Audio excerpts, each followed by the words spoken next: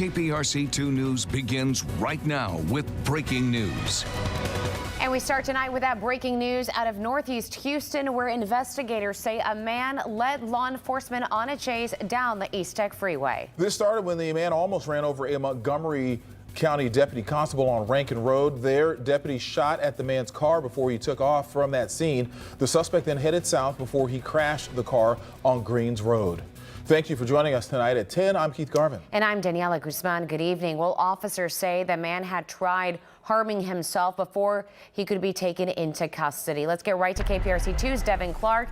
He's in the scene right now, the shooting, where investigators, Devin, are still piecing together the night's events.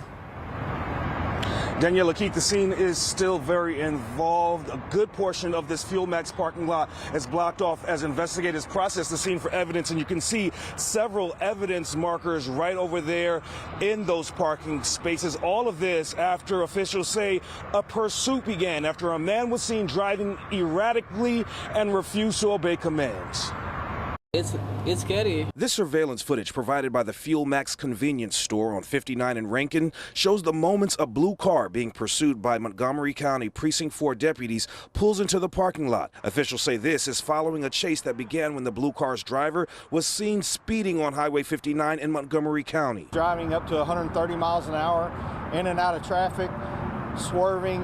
We believe that he made contact with a couple citizens. But Constable Kenneth Hayden says even after finally pulling over here, the driver had no intentions on surrendering. One of our deputies attempted to make contact with the driver.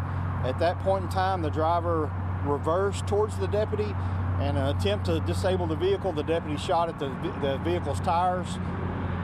It did not disable it. The deputy feared for his life. One more time, when the vehicle actually drove towards the deputy, he fired again at the vehicle. The vehicle was able to get back on the freeway. Constable Hayden says the man began speeding again until finally crashing out on 59 and Greens Road. Deputies approached the vehicle and observed the suspect was inside the vehicle with a razor blade cutting his arms in an apparent attempt to commit suicide. The deputies were able to stop him from doing that, take him into custody. Officials say the driver, who was not shot, is a Honduran national. He's in custody at the hospital and will face multiple charges.